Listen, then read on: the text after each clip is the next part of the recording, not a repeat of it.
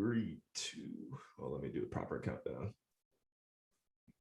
9, 8, 7, 6, 5, 4, 3, 2, 1. Ladies and gentlemen, welcome to episode 23 of the Cryptowriter podcast. This is The Shift with myself, Adam Carswell, and today we are joined by Luke Stokes. I'm sure you've heard this joke plenty of times, Luke, but I'm stoked for today's conversation. Really grateful for our buddy Jimmy over there at doing the Uplift art, connecting us, and really looking forward to having Jimmy. I know we talked about it. We're going to get you here on the show soon too. But getting to know Luke a little bit before we hit record, learn about FIO protocol, which is what we're going to be talking about today. And I mean, we're probably going to go a bunch of different, very cool directions today, guys. So before I continue, Luke, how are you feeling today? What are you looking forward to? And any other comments or ideas coming to mind? Thanks so much, Adam, for having me. I really appreciate it. I'm doing wonderful. It's been, amazing time. This is I think the third bear market I've gone through. I've been in crypto since January 2013. So you'd think that I'd be kind of concerned about it, but it's funny. A lot of myself and a lot of my friends were kind of like, yeah, there's a bit of zen on this one. We're like, we know where the inevitable future is. We're not flustered in any way. And I'm just excited about the team I get to work with. Had a great, we have our kind of stand-up meeting every Monday morning. Just working with the active worker proposals that work on this decentralized autonomous consortia that is the FIO protocol, making crypto easier to use. I'm very passionate about where I live here in Puerto Rico, the community we have here. We got a great meetup tonight, as we always do on Mondays. And I'm here with my wife and 3 kids, and I'm living my success, which is something I'm really excited about. I'm actually living the life that I planned, and that so few people actually get to say that. So yeah, I'm very, very excited to be here. Happy to talk about all kinds of stuff. A lot of neat, interesting things going on in the crypto space. Governance things with Eden OS. I've been involved as a block producer on EOS, been involved as a block producer on Steam. Was right in the middle of that whole drama when it converted over to Hive. So pretty involved in there. I've been there since 2016. Been involved as a consultant and advisor on different projects since the beginning of 2018. I had a company for 10 years doing e-commerce shopping cart stuff. Actually, there's a Bitcoin wiki entry for Foxy Cart, which is the company my buddy and I started because we were trying to get people to accept crypto back in 2013. Wow. So yeah, a lot of different directions we can go with this. Really happy to be here. Thanks for having me. Yeah. Okay. Thank you for the context. I'm like trying to figure out where to start. One thing you said, so you've been through this, all the noobs are getting weeded out now, right? So you've been through this before. I've been through one bear market. I got introduced to crypto, the last buzz, which was, the 2017 one. And, I don't know, what's your take on it right now? Because I'm under the impression that this is maybe like a 1 or 2 month bear market, and then we're going to see another like blast off. Or do you think it's like, come on, well, you've been through them now. What do you think? The funniest thing is, you think I would have learned by now, right? Like I did a long post, I think over the weekend on my blog, and I put it on Facebook. And basically the gist of it was, you might think because I've been in crypto for 8.5 years, I'm the right guy to talk to about trading advice. And my answer was basically, I'm not. And what I mean by that is I'm a builder. I'm all about what this technology means. The blockchain is immutable truth. It's global consensus using, economic incentives instead of violence or threats of violence. I'm all about the promise of cryptocurrency and the blockchain to provide a better world for myself and my family, and just, create a world we all want to live in. And so I've invested in so many different projects that I call utility projects that are adding value to the world, that are improving the lives of human beings. And generally speculators aren't so interested in that. They're like, well, a utility project is like a 1x, a 2x, whatever, just like a normal traditional company. Why would I do that when I can 10x or 100x or YOLO into some kind of, food group farming, whatever, on some centralized chain or whatever. And so it's always been this kind of story of me playing the long-term card for how I hope can improve humanity, and not, bouncing around so much in the day-to-day day trading and looking at what's going to survive in the next week or month or not. And at the long run is, I could have made a lot more money. I remember when, Bitcoin went to $120 and crashed to $50. That's the storyline of anyone in this space, I think, right? I could have made absolutely more. I mean, so my first purchase of Bitcoin, I spent $50 and I got 2.5 Bitcoin. It was like early January 2013. And it was kind of like, I've been through so much of that. I watched it go to, 1,200 and crashed to 250. I watched it go to 20,000 and crashed to 33K. And even back in 2013, I read an article by Rick Falkvinge. It was a great article when Bitcoin was at $40 a piece. And he said that the target price of Bitcoin isn't $50 to $100. It's $100,000 to $1 million. And he laid it all out there in 2013. This is the same guy who, when Bitcoin was at $3, he went all in and he's like, guys, I'm going to make 1,000% return in 5 to 7 years. And people are like, what are you talking? It's fake internet money. What are you talking about? And when Bitcoin hit 3,000, he was kind of like, and what, He nailed it. He's just like, this is what I said was going to happen. So I kind of feel like people like that, and people I've been able to learn from over the number of years, have convinced me that this is the future. This is the best ledger ever invented, and money has always been a ledger. Even when people argue that it's like bartering and this, that, and the other, I think there's a stronger argument, depending on who you listen to in economics and which books you read, that it's always been a ledger. Even if I gave you a chicken and 6 months later you come back to me saying, hey, can I have some of that beef? It's just a mental ledger. Even bartering then, it wasn't real time. It wasn't like, hey, I just gave you eggs, you got to give me some wheat. Even then they use tally sticks and shells and rocks with holes in them. And there's always been some mechanism to keep track of the ledger, basically. And that's what money is. It's a mechanism for doing that. And I think this is the best ledger ever invented.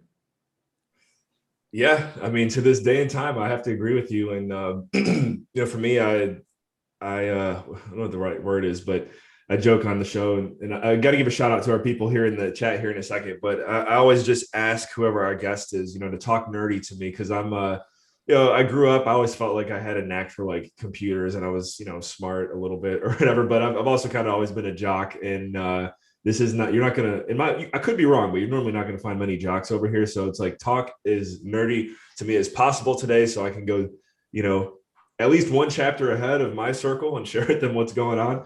And speaking of shout outs here, let's do this real quick. So our buddy Morton, you diehard fan, man, always here. He was the first one in there. He's like, yo, I thought it was starting in an hour.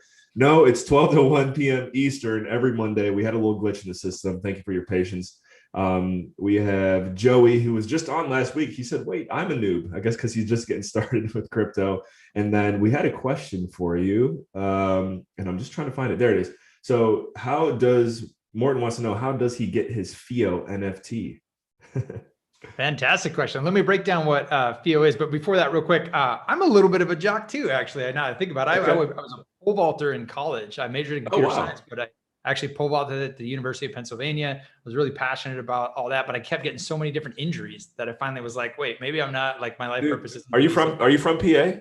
No, actually, I grew up in Southern California in Huntington Beach. Oh, wow. And so I just went to school there in Pennsylvania. I went to school in Pennsylvania too. So I didn't go to Penn. Yeah. Did you ever go out to like the Penn relays or anything like that? Is it usually big events, like a big track? Right. And it's actually, I ran track. Nice. I played basketball and ran track. I was a 2-sport athlete at Westminster College, which is a Division III school. So if we were ever at Penn relays, like my best 400 was 48.84. And that was, at my school, that's breaking the record, but that's like just good enough to be on the team at, Penn State. Oh, that's awesome though. Yeah. That's fantastic. Super cool. Yeah. So I love that connection. Just even what you said, like being able to take this nerdy talk and make it, accessible to people who are athletes and family members, and you got other stuff going on, right? And that's really what FIO is about. So I'll just break down a little bit what FIO is, and then we'll jump into how you can get yourself an NFT. And for anyone out there, I mean, Luke said he competed at, was it Penn?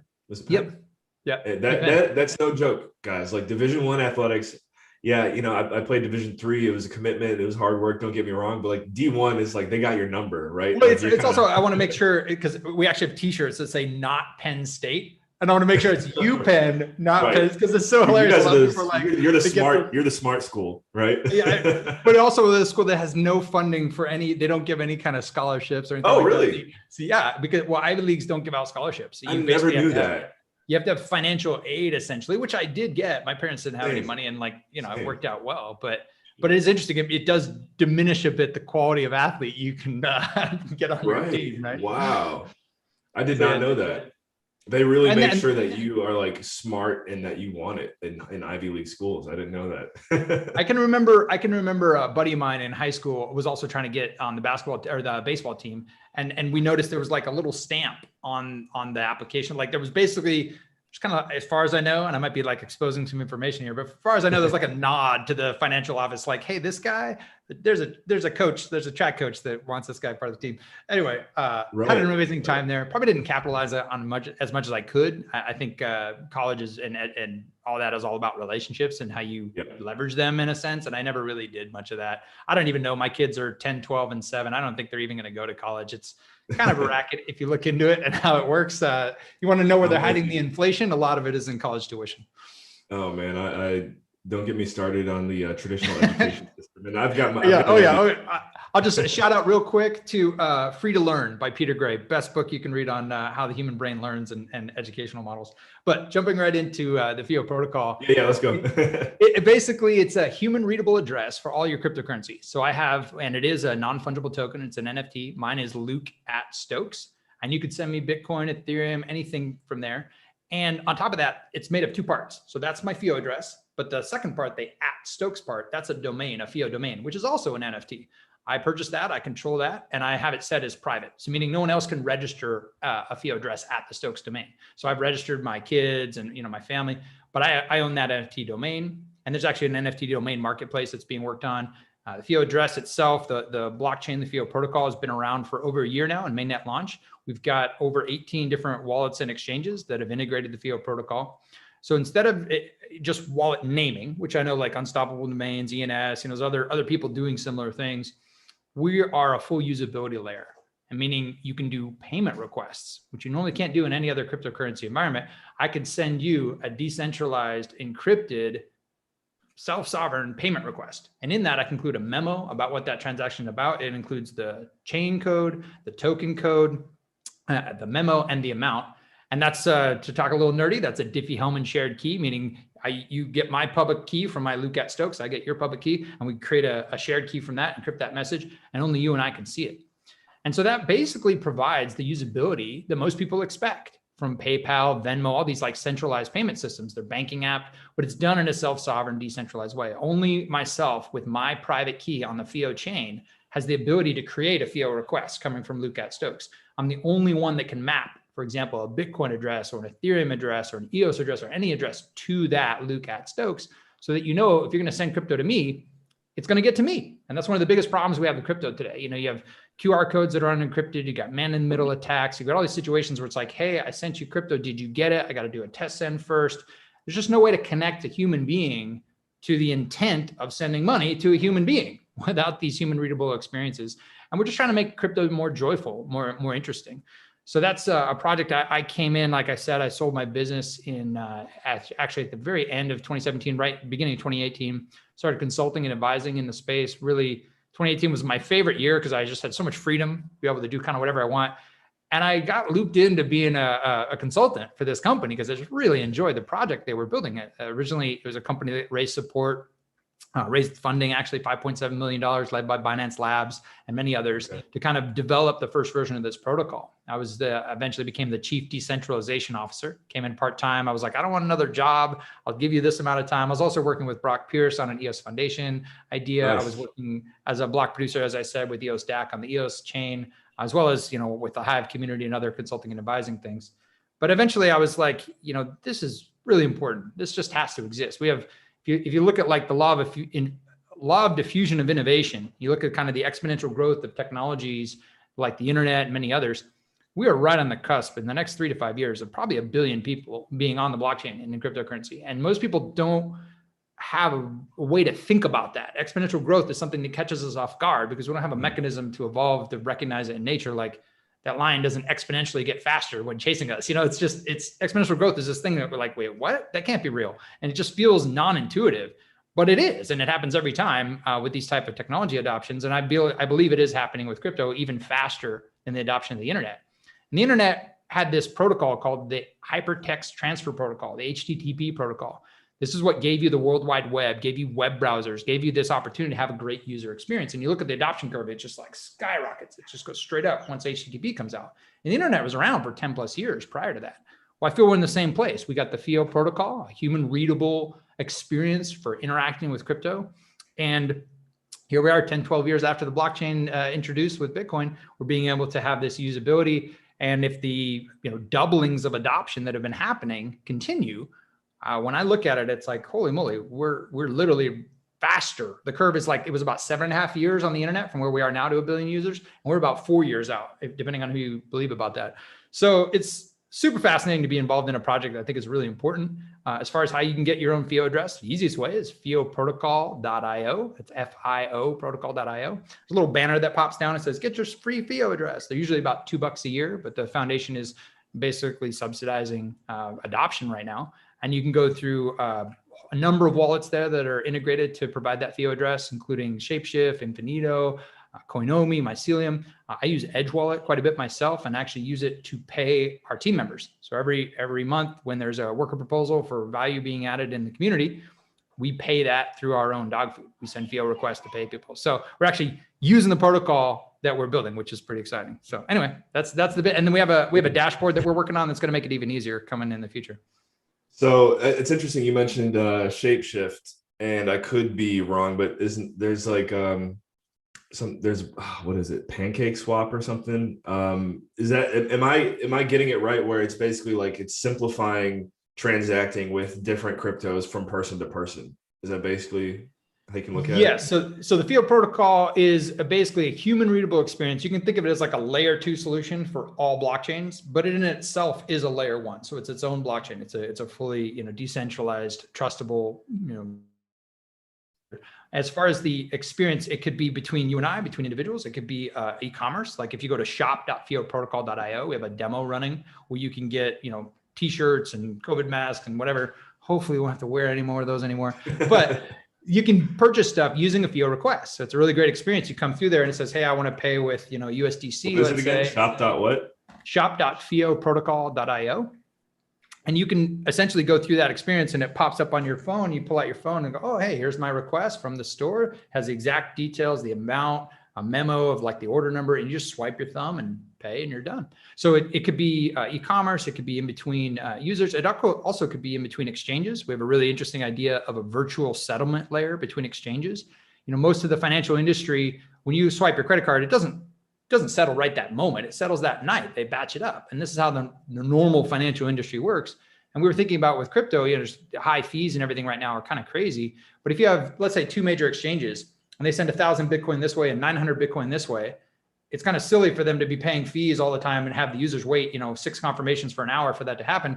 Why don't they just do that with FIO requests, but not actually transfer the token and just credit the accounts appropriately? And at the end of the day, settle out and be like, hey, it's a net 100, send me the Bitcoin. And they could even like have on their accounts, 1,000 Bitcoin owned by the respective companies either way, where I could send you 1,000 Bitcoin, you send me 1,000 Bitcoin, whatever, mechanisms that this could work as a basically a virtual transaction settlement layer. And that's what like Fireblocks and Copper and some of these big institutions do already in the crypto space.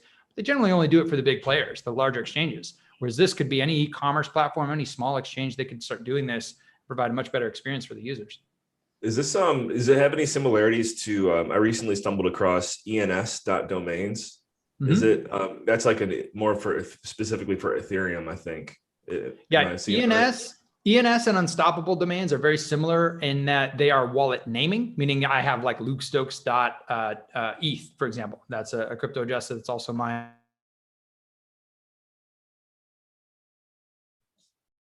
being able to address their wallet naming. I'm sorry, it looks like my internet was cut out there just for a second. Okay, it might have been mine. I don't know if it's mine too. I'm checking. I'm in Puerto Rico. I got a ping going, so sometimes I'll notice it'll drop off a little second there. But I was saying ENS and Unstoppable domains are very similar in some regards in that they're wallet naming solutions, but they're also doing a whole lot more that the FIO protocol has no interest in, which is decentralized DNS. And again, no interest, not that it's not important. I think it's extremely important. I'm very excited that they're creating a decentralized internet that's outside of the control of ICANN or at least working with them. In the case of Unstoppable domains, they're kind of doing their own thing, whereas ENS is working with them very closely. But where we're very significantly different is that we are a usability layer for crypto. We're focused on wallet naming, meaning that should be as private and as secure as possible, meaning FIO requests, for example, are encrypted. And the ability to request funds are a really important experience for cryptocurrency. And those are things that those protocols don't support right now. On top of that, the mapping of FIO addresses. So if I want to map my Bitcoin address, map my Ethereum address, that is really expensive right now on the Ethereum chain, for example. Whereas on the FIO chain, that's free.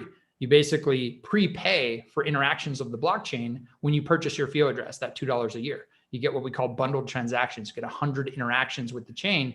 And therefore, you don't have the loss aversion that you'd normally get when you're paying every single time you want to use a protocol. So every time you do a FIO request, or you cancel a FIO request, or approve a FIO request, or you map something, and there are other on-chain fees as well. Like if you do a token transfer with the FIO token, that still is going to have a fee because there's still costs associated with that to go to the block producers. But ultimately, it's a usability experience, a usability layer. It's focusing on wallet naming, and it's not doing any kind of decentralized DNS solution at all.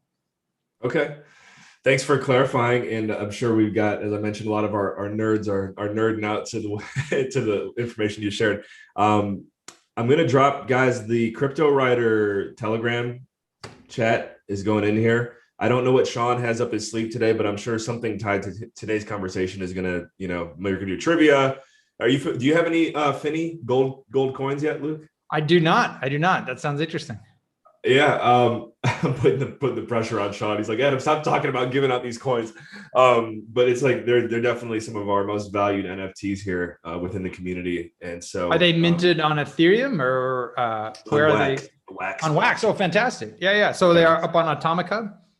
Yep. We're all about the Wax over here. That's how I got connected with the community, through our buddy Jillian Godsell, who, guys, Jillian's on the Cryptowriter podcast too. I'm not sure exactly what numbers she's done, but if you just kind of look through the history, you can check out Jill. I know Jill through Lieberland. Are you familiar with Lieberland? I am. Yeah, I've met Vit. I've actually interacted with those team members a little bit. I'm really excited about. They're actually, just this past week, I was connecting a friend of mine to someone who's looking for some banking options for Lieberland, and so I'm really excited about that project. And the what's going on with Eden OS, which we could talk about a little bit as well, as far as different alternate governance models, is really, really interesting and exciting. The potential to basically create, charter cities or even governments that have nonviolent mechanisms for consensus.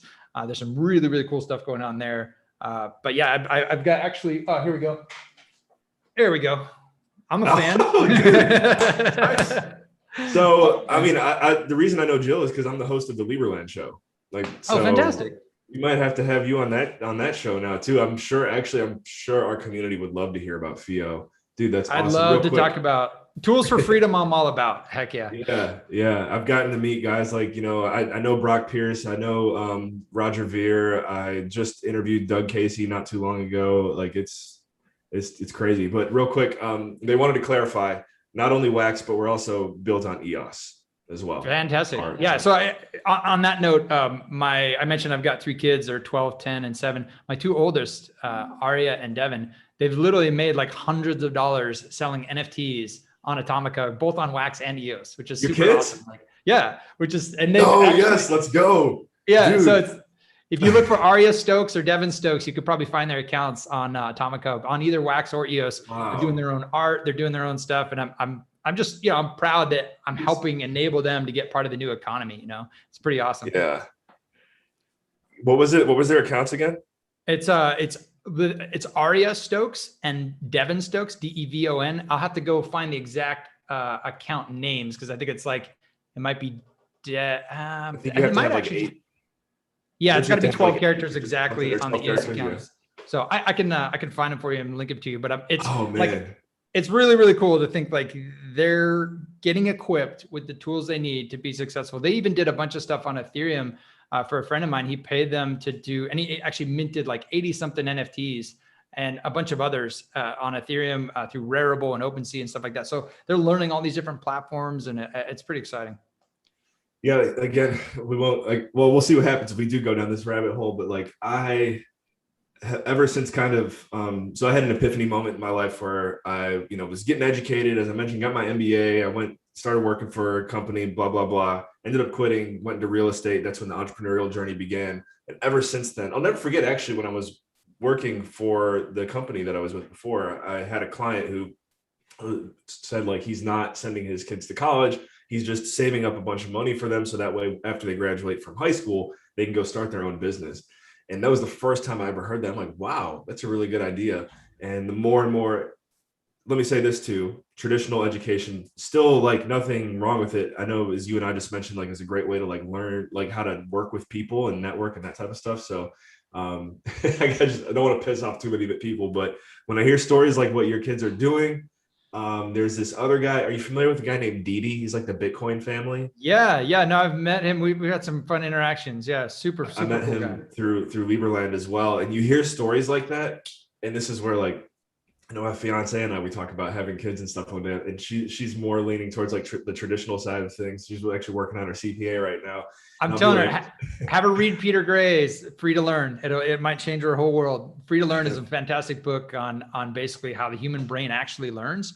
And it's not based on the Prussian model of education. Prussian model is designed to create compliant factory workers, but we're in a creative economy now, and we learn through play. And that's what, that's just how the brain is. And so we can either fight that and deny it, or we can accept it and recognize that the structure of education is not generally attuned to how humans actually learn. So if those are aware of that, can benefit from changing it up so your kids actually enjoy learning and can thrive in that environment. To have them, running a digital marketplace at, how old are they? How old are they now? 12 and 10, my two oldest. Yeah, they're literally, so proud, they created a Discord channel, NFT builders. I mean, they were basically being out there to help people understand and learn how to build NFTs, which is. I have a friend who has a podcast where she interviews just like dynamic youth, normally like under the age of 18. And she's got like, the disclaimers, and you only get the kid's first name and that type of stuff. So that could, if you want to like have me set that up, if they want to come on and talk about what they're doing, sure, they would be happy to talk about NFTs. That'd be fun. That'd be fun. Yeah, I mean, to me, it's again, all of this is about like crypto has been too difficult, too hard for everyone for too long. It's like, and the fact that you and I are so excited about my kids being able to mint NFTs is because that has been something that's been very difficult to do historically. And again, shout out to Atomic Hub and the EOS and Wax team that is making that possible. But in general, crypto is this really confusing, stressful experience. You're like, I got this long hash of crazy characters. I don't know if it's going to go to the right person. I don't know if I'm being scammed. What's going on here? And the idea that like even those fake accounts, they're like, hey, send Bitcoin to this address. And people are like, oh, okay. And they get scammed. And so this is why, all the Russian models that are adding these friends on Facebook, all the sock puppet accounts, all the like, yeah, I did it and made all this money. I mean, this happened just recently on the Facebook account for FIA protocol. And I had to delete and report all these accounts because it's just a bunch of sock puppet accounts being like, yeah. And they even stole the logo and created a fake organization to be like pretending to be FIO and stuff. And for me, it's so nice that this just immediately is solved with a FIO request. Meaning if I ever needed funds, if I ever was going to request funds from anybody in my community, it would have to come from Luke at Stokes. They would know that it's coming from me. And that simple thing just prevents fraud. It's like, if it didn't come from a FIO request that you hold the private key for, I know it's not you. I have a personal goal of completely and entirely becoming my own bank one day. Maybe I'll have like, one credit card or one debit card just for like whatever. But shifting over everything to crypto as soon and as much as possible is a goal. And I'm wondering, could I almost kind of look at FIO as like my bank? Could I kind of like hold different assets there? Am I seeing it right? Yeah. So it's a way to organize what you're already doing. Yeah. So it's like you still have to have your, I would say your hardware wallets, your ledgers and treasures and things like that. You still have to keep track of your Bitcoin addresses, your Ethereum addresses. You still have to, manage all where your funds are. One of the things that I've really enjoyed using is Coinly. Coinly is a service for doing taxes and things like that. And you can basically import all your account history and things of that nature. So we've been playing with that as a family. Coinly.io or? I believe it is. Yeah. Yeah, it's like Coinly.io with a K. And they're among the tools that are starting to arise to make this stuff easier. So it's not so crazy and all over the place. And as we get FIO as a protocol integrated into more of these products and services, it'll be kind of like you have multiple bank accounts or multiple credit cards. You can have multiple FIO addresses. Like, well, these are all my crypto addresses that are for business. These are all crypto addresses that are for personal. And you can kind of keep things separate, which I think is really important. And also you can keep things organized in a way that makes sense. So I have like a spreadsheet that I've been using for years and years to keep track of all this stuff. And it could be overwhelming. It could be really confusing. And just like, man, how do I deal with all this? A lot of people don't want to be their own bank. They don't actually want to take on the responsibility that there's no FDIC insurance. You get scammed. And Dude, you live in Puerto Rico, man. I already know I can totally relate to where you're coming from. You like, if you're in Puerto Rico, you're someone who's been like, all right, I'm taking full accountability, most likely full accountability for my own self and capitalizing on it. And absolutely. And we've been here 2.5 years and I love it. Puerto Rico is amazing. It's a beautiful, beautiful place. I'm definitely here, not just for the tax benefits, but also the beautiful people. I'm living in paradise. One of my friends has a great life maxim that says, live where other people vacation. And that's a big part of how we live. It's like, we're living where other people save up their whole year to be able to come hang out for a week. And this is just our life. But it's also challenging in that, like, as much as I want people to level up, take self-sovereign control of their own store of value and really understand how important this is for freedom and autonomy, I also recognize, like, we as an industry have a responsibility to make it easier, make it, more consistent, a better, joyful experience. And that's why, again, when I started as a consultant with this project, eventually became what I am now, the managing director for the Cayman Nonprofit Foundation that's kind of supporting the protocol. Been doing that for coming up on 1.5 years now.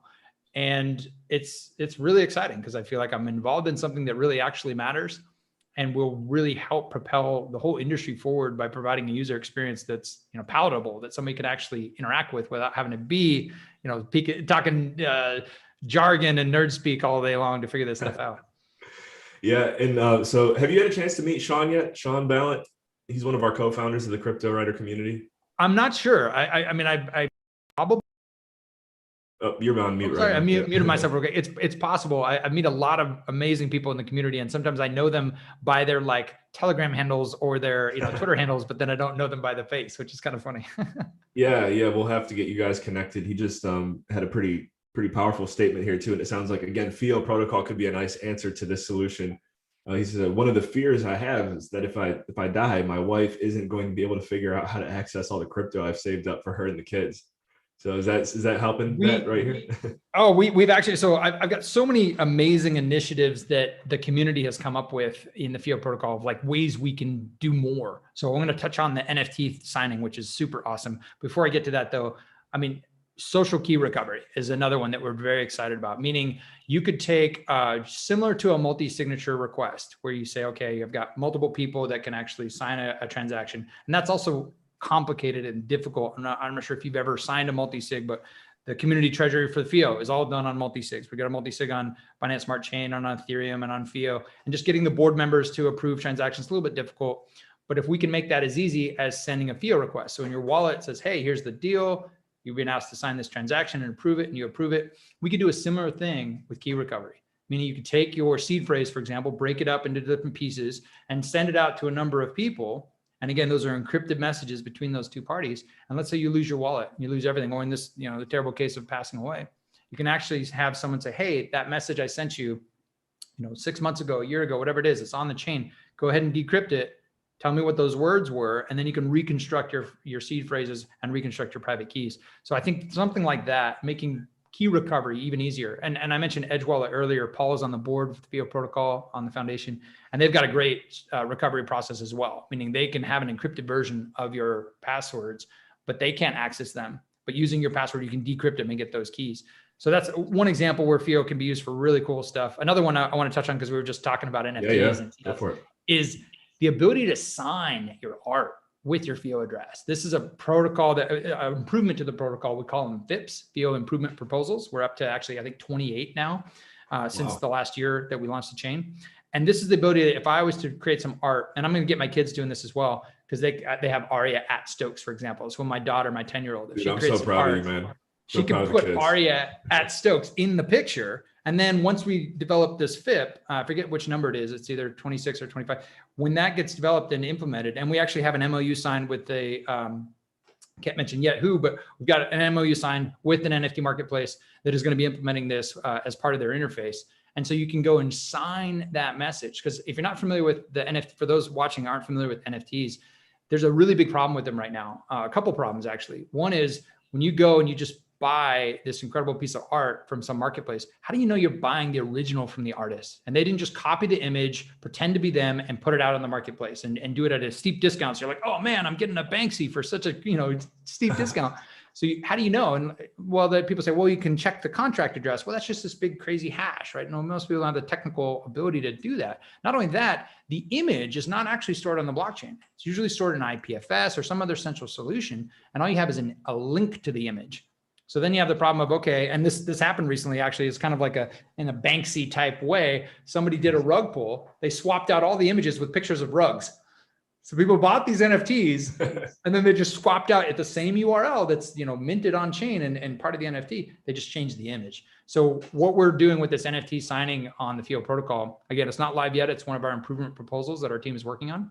You'll be able to sign on chain, not only the chain code and the token code, like for example, this is on Ethereum, but also a token ID. So the unique identifier for that specific NFT, you can be able to mark down and put in there. So for example, I already mentioned I have the Stokes domain. I could have like art piece 1 at Stokes, and that could be kind of the tracker for that particular piece of art. And that could be verified on chain very easily in the interface. So when someone says, hey, I want to buy a piece of art from Luke or from my daughter, Aria, then it could be like, okay, I know it's actually hers because I can very quickly check that token ID. And when I query the FIO blockchain, it's going to pull up that particular NFT. So I'm very excited about this. It's a really important aspect to this kind of early stage market of NFTs right now. NFTs are incredibly interesting and hot. And obviously art is just the first thing among many applications for non-fungible tokens.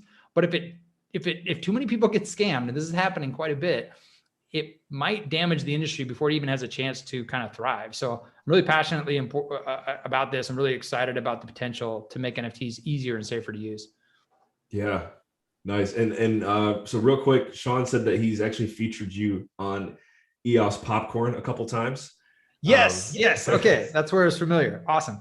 Yeah, and let's start. Let's get our hands dirty a little bit here. Can you walk us through? I mean, is there any type of demo that you can do for us right now, or like what is it like? What's the process like creating an account or setting up a domain? I mean, I could walk you through it. It's a little bit tricky. I mean, you always have like the demo gods and stuff like that. But if you wanted to, we could give it a shot through the Edge wallet. And okay. Basically, like I said, it'd be fioprotocol.io. You go right to, and actually, if you want, I could share my screen and kind of walk you through. Yeah. So you should be able to share it now. So let me pull that up. Let's check it out. And again, we are working on let me make sure I got the right screen here. 1 second. We are working on improving, creating let's see here. Oh, wrong screen. No, here we go. Can you see that screen okay? Yep, we got it. Excellent. So we're working on creating a FIO dashboard, which makes this whole onboarding process even easier. Because we are a decentralized protocol, we don't actually get to control the experience of the user in the different wallets and exchanges that use FIO, right? A lot of them are great. Some of them are not so great. So we're working on creating a dashboard, which isn't live yet, that'll make this even easier. But for now, if you just go to fioprotocol.io and you click on this little banner here at the top, we kind of walk you through what the process is. You basically pick a wallet that you're comfortable with. You register your FIO address inside the wallet. And then this is a drawing we have going as well, which you can find out more information about. But as you can see, there are a number of different industry leading wallets and exchanges that integrate with FIO here. And as well, if you go here, you can see kind of the whole ecosystem, which includes even more that not all of them provide full free FIO addresses, but you can see there's quite a few that are participating in this right now. But that's the basic process. So if I click on Edge, for example, it'll take you to our knowledge base, which has videos explaining how to get a FIO address in Edge, how to use your FIO address. And there's a bunch here. If you scroll down, you can see there's a bunch of other with Shapeshift and Infinito and Midas, all these different type of user guides that can help you. And in this case in particular, you pull up this URL. And if you were to pull out your phone and just scan this, you could download Edge, or if you already have Edge, you scan it, it'll put in the right promotional code so you can get that FIO address for free. And in this case, you would get an address at the Edge domain. So I have Luke Stokes at Edge. I have Luke at Edge as well, I think. And that would be kind of the basic process, whether you're on Android or iOS. And this is just one example of the Edge wallet. There are many others as well that you could use.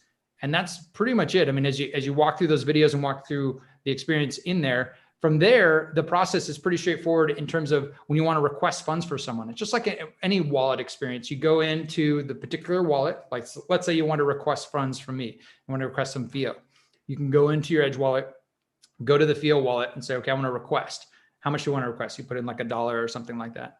And then you say, okay, how do you want to do the request? And it could show you a QR code or copy paste in a native blockchain address, or there's a button there that says FIO request. You click on that FIO request, you type in Luke@Stokes, and it'll validate it that. So if you mistype it, for example, it'll be like, hey, it's not a valid FIO address. I don't see anybody there. So it validates it there, finds the FIO address, and then you could put in a memo, say, hey, remember, on that show, you said you're going to give me $1 or whatever, and you fire that off.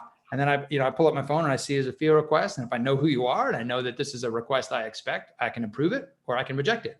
So for example, if you're watching the show and you don't know me and I don't know you and you send me a FIO request, I'm probably going to reject it. But if you reach out to me and we have a relationship and there's a connection, and maybe I'll send you some FIO tokens.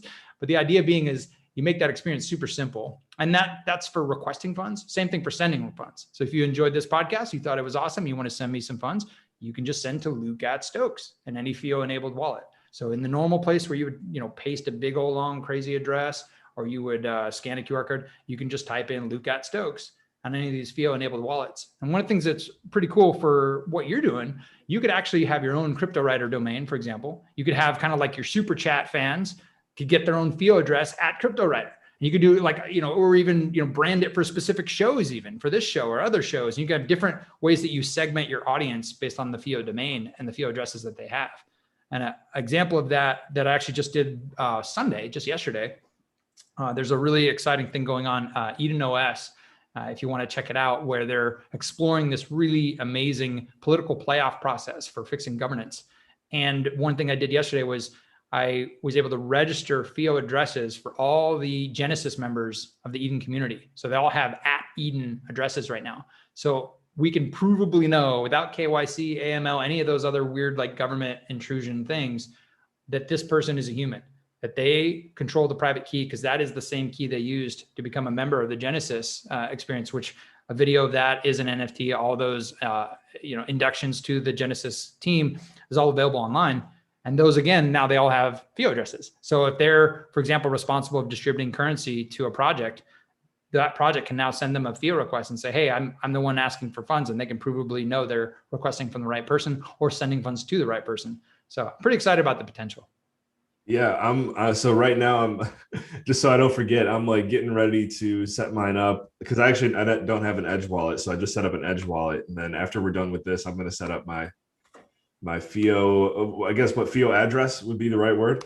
Yeah, it's funny that you asked that, because that's the name we've always used since the launch of the chain. But we do find there's a lot of confusion with that. When people think address in blockchain and crypto, they immediately think the big, long, crazy, like, public key, for example, like the FIO long string, the FIO public key.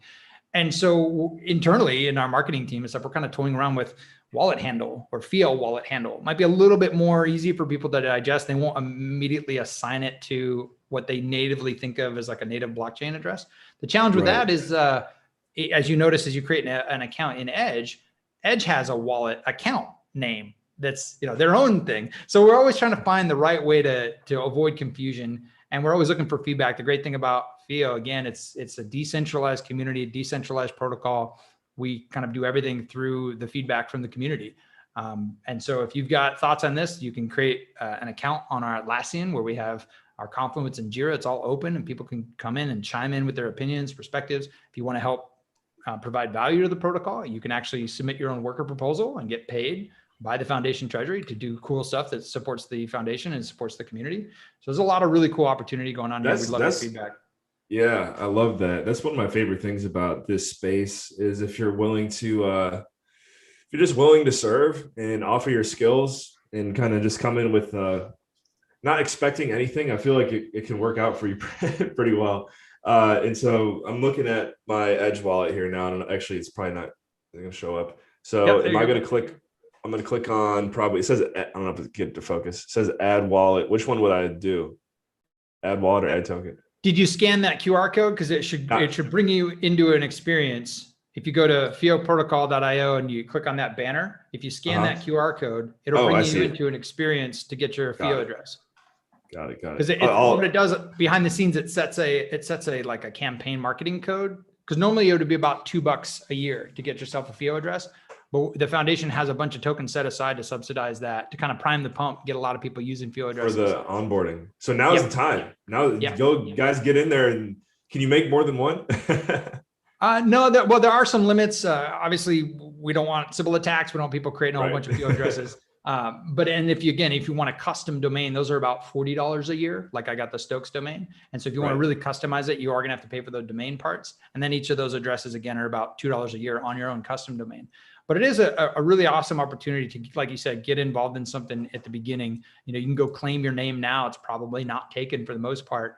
And a lot of people get excited about that, as they should. Wait, so if I type in like luke.stokes in my URL, is it gonna? No, it's not it's when you say URL, you mean in the send box, right? On the app, you can do luke@Stokes. So if you were to send me, you know, Ethereum or Bitcoin right now, when it says, okay, put in the Bitcoin address, you can literally just type luke@Stokes in the Edge wallet and it'll work. Oh, okay. Got it. Yeah, it's not an internet protocol. It's not like Unstoppable Domains or ENS. When we say domain, we mean just a subset of FIO addresses at a specific domain. Yep. Got it. Let me take a look here, see if the chat's popping off more. You're dropping some comments in there, man. It looks like I can't see it right now. And just, let's see. Any other mobile wallets? Yeah, I think you had a list of the other compatible wallets there, right? Yeah, if you go into the ecosystem page, so just again, fioprotocol.io, and you click on the ecosystem link there, you can see all the different wallets and exchanges that use it, including Shapeshift, Infinito, Mycelium. Yeah, quite a few. It's actually in the for users drop down. So yeah, we've got Edge Wallet, Garda Wallet, Shapeshift, Konomi, Scatter, Tribe, Midas Protocol. Trust Wallet and BRD have just send support, so basic support. And we have many others that are in development and being worked on as well. Nice. And what's the significance of the name FIO? I forgot, we didn't even talk about that yet. Yeah, FIO, it stands for the Foundation for Inter-Wallet Operability. And the idea being that all these different wallets, all these different exchanges can now finally have a seamless experience where they all kind of talk the same language. Back to the example we were talking about earlier about HTTP, the Hypertext Transfer Protocol, all the different web browsers, they all talk the same language, you know, and having that, that's universal kind of experience for the user, I think is really important to build really cool tools and experiences that make sense to everybody. And I think it's also really important in this particular space because there's a lot of tribalism. I'm sure you've seen it. A lot of crypto tribalists are like, hey, I'm just going to support my token or my project. And, you know, we're going to beat everybody. We're going to win out over everybody. And I don't really think that's how it's going to play out. I think it's going to be more of a collaboration, more people working together, competing currencies and different opinions and perspectives. Maybe we're not going to have the thousands and thousands of, you know, SHIT coins we have today, but we're probably not going to have just one to rule them all. You know, there it is. Yeah. And you know, you live in Puerto Rico, which is kind of like our villain here. His name is tied to the, you know. I've met him actually. I've met him before too. It's funny. He's got a place next door to Brock's, and I remember being out at Brock's at an event. It's pretty funny that they live next to each other. Yeah, maybe it's just a big market. We're just getting scammed, but well, not scammed, but it's a big marketing trick on all of us. They're just sitting over there having their coffee right now, laughing. That's actually really funny. I know that he ran for office too. I'm not sure which party he was in. Yeah. I'm actually just was on a call a couple of days ago with him, and we got another one we got to schedule related to this Eden OS stuff that's going on. He invited myself, and actually it was Saturday. We were going to do the induction call, and so one of the reasons I'm very excited about this More Equal Animals is the book that Dan Larimer wrote. And Dan Larimer, if you don't know, he's behind ProtoShares, Angel Shares, BitShares. He's behind Steem, which eventually became Hive. He's behind EOS, and now he's behind the EOS community, helping to build out this Eden OS. And essentially, I've gotten to know Brock a little bit. I worked with him for about 6 to 9 months on EOS Foundation DAO that we're trying to help create an organization that could actually support the EOS mainnet, because Block One, for legal reasons and other reasons, and I've got a whole long post about that if you're curious about my opinion on Block One, wasn't able to support the EOS community as many believe they should. And so we worked on trying to get that going. And because we didn't have support from Block One or Dan at the time, it didn't really go very far. But now that we've got Dan fully engaged with the community, there's a lot more excitement. And this idea of a political playoff system that we've been testing. So I was part of that 64 people that did a first test run of this kind of political playoff system in Eden OS. And there was 1,000 EOS on the line for the winner, and it was going towards, it was going to be donated towards a project to add value. And so being part of that experience, seeing that happen where you can't have lobbies, you can't have these different crony groups come together. It's just a real-time video call. You randomly group together with like 10 or 12 people and you decide who's going to represent you. And so I'm very excited that Brock's political experience, and as far as I understand, he's going to continue being involved in politics and actually trying to fix some of the things that many of us agree are pretty thoroughly broken. And these ideas, whether they're used in charter cities or whether they're used at a global national scale, or whether they used it, on a local scale, I think these ideas are really important that we explore nonviolent mechanisms for governance, where everything, your ability to participate is voluntary, and it's you have the right of association or disassociation, and so I'm very, very excited about the potential here. Yeah, and we had the question come through. I'm sure there's a handful of different places, but like, what's the best marketplace to get your hands on some FIO tokens? And I'll say for U.S. citizens, it's a little bit tricky right now, and we're working on making that easier. But you can go to, and this is true for every token. It's kind of funny how a lot of people I know that have been in the space for a while don't know about this. But if you go to coinmarketcap.com or you go to coingecko.com, search for your favorite project, and then go find a tab down there that says markets. Really, really important to understand that you can always find out where a token is being traded by going to these sites and looking at the markets tab. A lot of people, again, I know that have been in the space for a long time, and they're always like, hey, where's that traded? And they're always like hunting around trying to figure that out. It's very easy to find on these token sites. So for us, obviously the biggest exchange is Binance.com. They're the largest exchange in the world. So we're there, we're on Ascendex, we're on Liquid Global, we're on Whitebit, we're on a number, and 3 of those actually have integrated the FIO protocol itself. So you actually deposit and withdraw using a FIO address or a FIO request into the actual exchange, which is really exciting. We're also on Changely and ChangeNow, which are quick exchanges. And we have some others that we're going that are going to be a little bit easier to access from a U.S. Citizen perspective. We're also looking to wrap the token on various token bridges so that you can make it available on Ethereum or on EOS or on Binance Smart Chain. That's our token wrapping project that you can follow along with as well. And we're trying to do that in a decentralized way, which I'm pretty excited about. Love it, man. Love it. A lot going on here, guys. So make sure, if you haven't already, you get connected with Luke. We dropped his Twitter in here earlier. I got everything teed up here. So we got the, actually it's too many characters for one post. Let me cut this in half.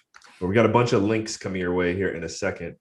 And speaking of links, I know that, I keep putting Sean under the gun. Guys, if you join the Cryptowriter Telegram group, we'll put it this way. There's often giveaways, and sometimes we do trivia based on this conversation. So I hope you paid attention today, because you might be able to get some of those Finny gold coins.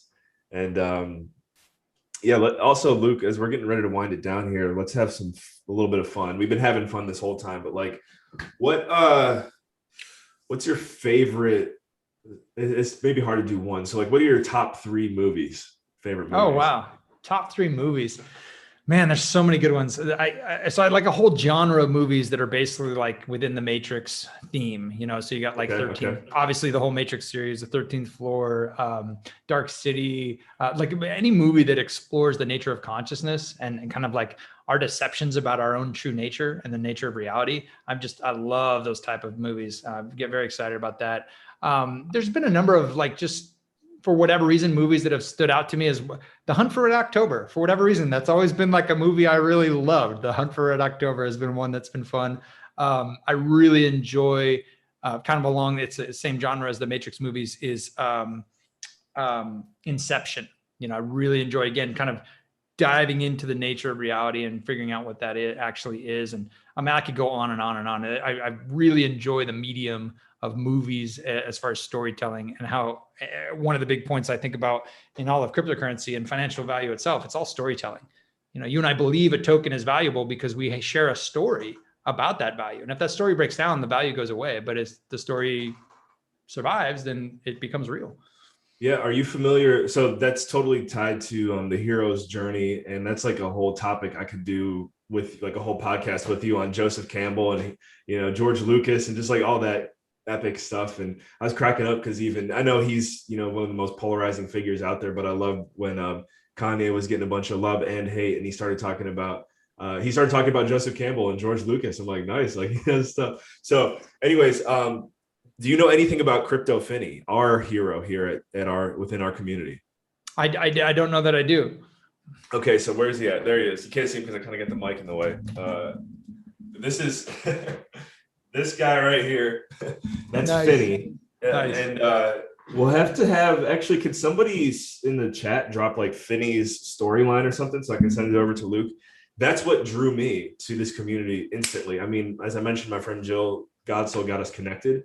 But as soon as I hopped on the phone with Sean, we have this entire hero's journey as the foundation of what we're doing at Cryptowriter. And it's kind of awesome. And you guys, I might get a little bit wrong here, right? But basically the story, the narrative is Finney is from this, planet besides Earth, crashes, lands here, finds out like there's all this stuff going on with crypto, but he doesn't know like where to begin. He, kind of meets some type of oracle or something, and it gets plugged into the right community, and he starts charging up, and he's just, just exuding like crypto knowledge. And his land where he's like originally from, like everything is made and created in gold, to the point where like gold's not even valuable because it's just so common. But meanwhile, the Shift, who's the villain, he somehow like takes a piece of Finney's like body when Finney was passed out. Sean's gonna probably like smack me for not getting the story completely right, but it's kind of like the villain stole Finney's gold, and that's where the also the gold coins that are being dropped periodically throughout our community. Everyone's craving those. And guys, Kenny, if we can, I'm just going to keep doing this every show, so you guys just get used to it. If we can, I think that'd be dope if we could make a Luke Stokes Crypto Finney NFT. That'd be awesome. We've had a few of them coming out recently. And are you familiar with Chappelle's Show? Yeah. Do you know Tyrone Biggums, like the crackhead from Chappelle's Show? Oh yeah, for sure. Can I get any more of them, please? Yeah, that's the inside joke. We're gonna keep riding it till it dies. But it's like, you got any more of those crypto Finnies? To the point where there is an OG crackhead NFT now that is on the marketplace. So you guys can go out there and grab it. It's all storytelling all the way down. It's all storytelling. Right. That's why memes are so powerful in this space, and because it really captures the essence of what financial value itself is. Exactly. So so wind it down. We go for a few more minutes. I just want to get some more like Luke favorites. Let's talk travel, dude, because you're in Puerto Rico, which is something I've definitely considered multiple times. Maybe we'll end up doing it eventually. Always helps to meet. Are you in Dorado actually? No, we're in Caguas, actually. So I know my wife, a lot of expats, they go to Dorado. That's kind of a place to be. I was actually there last night playing board games with my friend Micah. But we love being in the suburbs. We love being where our kids are in karate and gymnastics, learning Spanish. We want to be part of the community as much as possible in the local community. Nice. Okay. So I'm guessing you guys have probably been outside of the US prior to this move. So like, what's your favorite place that you've ever traveled to? I would actually say Puerto Rico at the moment. That's why we live here, right? You live where other people vacation. Been a number of really great places. Every year I would go to the Steam Fest event that would happen. And we went to Krakow, Poland. We went to Lisbon, Portugal. We went to, I forget what the other one was. So we've been kind of a number of different places with that. I've traveled with work at different places as well. Been to Mexico, been to, a number of places in Brazil. Are you pretty bullish on because you mentioned Steam a few times, and I heard about like the it sounds like Star Wars. What's the Star Wars Rogue One? Is that the one where it's like they just made it out just in time or whatever? It sounds like Hive is like the Star Wars Rogue One of Steam. It is actually. I could tell we could do a whole show on, and if you Google how Steam became Hive and Luke Stokes, you'll see a whole long timeline of how my experience as a block producer. I was one of the consensus witnesses, they call them on that chain. During that, I was on calls with Justin Sun and others, and I watched intimately as that all unfolded. And I think it's pretty clear that the chain was Sybil attacked basically, and it got to the point where this is the right of free association. We were able to say, you know what, we're going to leave, and we're not going to give you access via the tokens, the governance access, to be able to manipulate the chain in ways that you did previously. There was a lot of conflict with that. A lot of people disagreed with how that went down. Nothing was perfect. There was a point where I almost didn't want to participate with the Hive move because last minute they made some changes as to which tokens were going to be excluded and not, and all these different things. But ultimately, I'm really proud of the result in terms of this was a self-directed, self-sovereign community that it's my home on the internet. When I blog and I want it to live on forever, I put it on that immutable chain on Hive. And you can go to peakd.com, you can go to econsea.com, you can go to hive.blog, you can go to hiveonboard.com. There's so many different ways to interact with that blockchain, but it's all content I control. And I love that. Nice. Yeah. We have a Medium channel for kind of my team, all of the Adam Carswell type of stuff that I'm doing.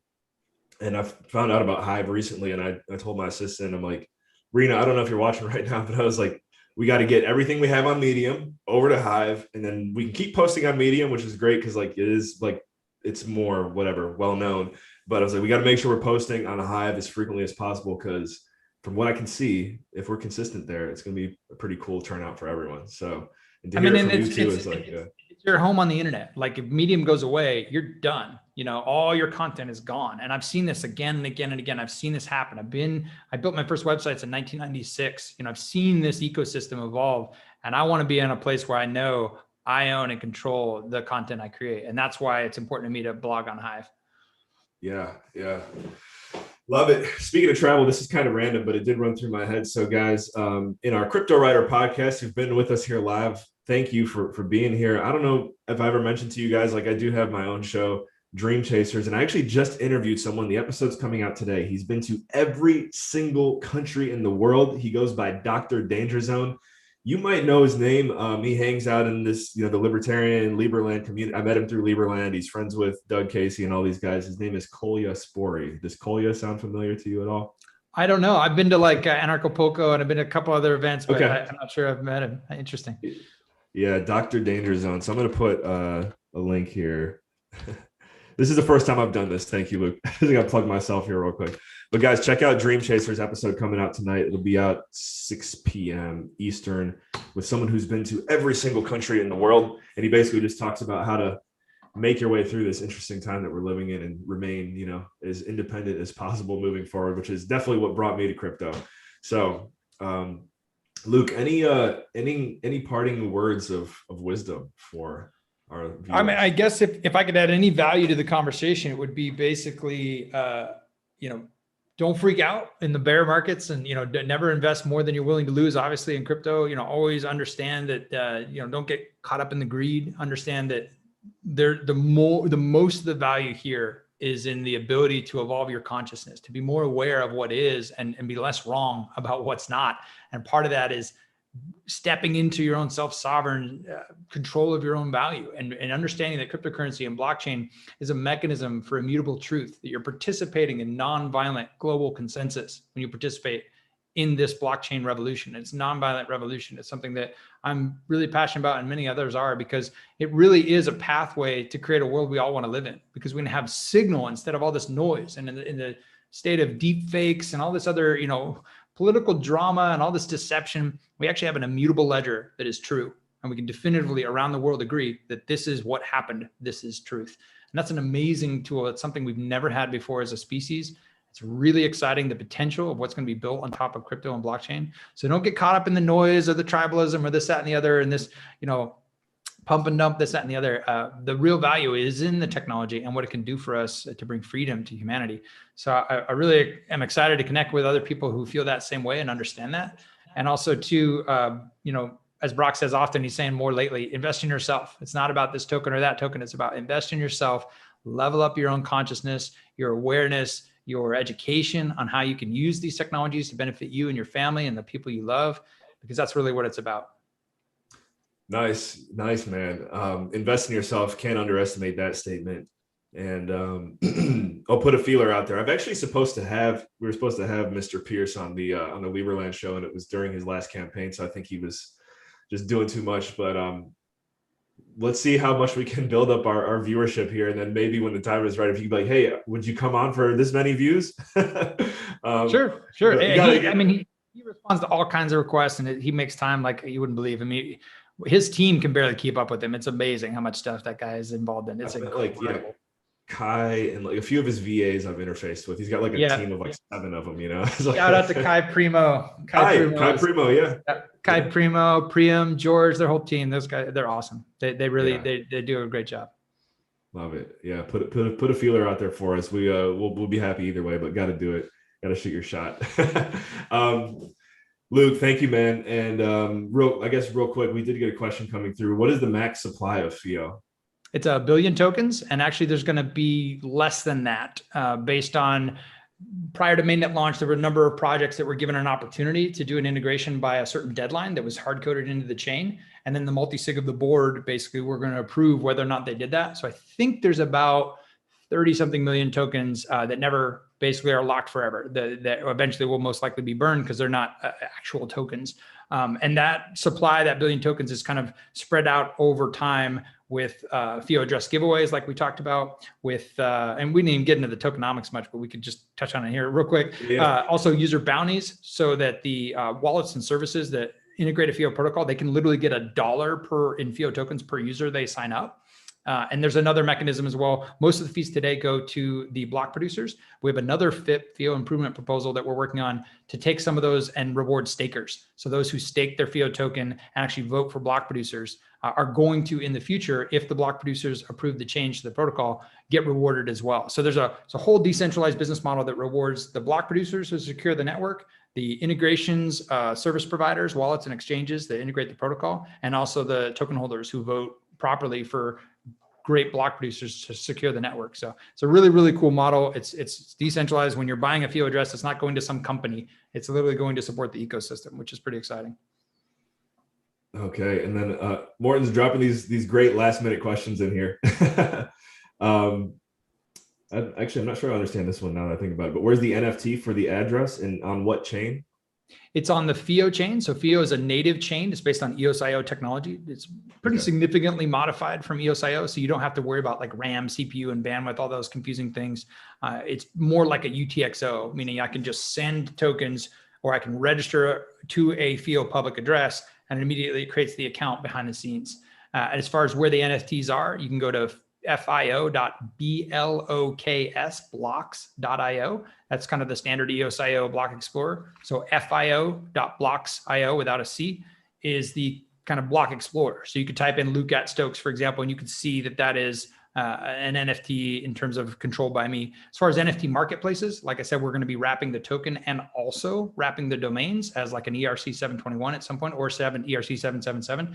And we're going to be getting those onto marketplaces in the future, such as OpenSea and Rarible and other different Ethereum marketplaces. But in addition, we've got a more internal marketplace that's being developed within the FIO protocol, like in the FIO ecosystem. And eventually I'd love to see those on Atomic Hub. And like we're working with like P Networks and other groups to do bridging of assets and tokens at some point. So there's a lot of cool stuff going on in the FIO protocol. Yeah, guys, if anything Luke said today caught your attention, definitely reach out to him. We'd love to see some kind of continued cross-pollination and collaboration with our community. I mean, I gotta be honest, it's been awesome for me over the past, I've been here for maybe a little over a month now. Definitely got a lot more nerdy along the way. And then on top of it, have just really resonated with this hero's journey we got going on with Finney. So thank you so much for your most valuable resource today, Luke, your time. And yeah, we'll see you out there. Thank you so much for having me. I look forward to connecting further. Yeah. All right, guys, this has been episode 23 of the Cryptowriter podcast. This is The Shift with me, your host, Adam Carswell. There are links in the chat. You'll have to just scroll up a little bit because I see we're getting all this last minute action in here, which we love. And we'll see you next Monday from 12 to 1 Eastern. That's Miami time. Thank you for tuning in. And remember, in all you think, say, and do, take it to the next level.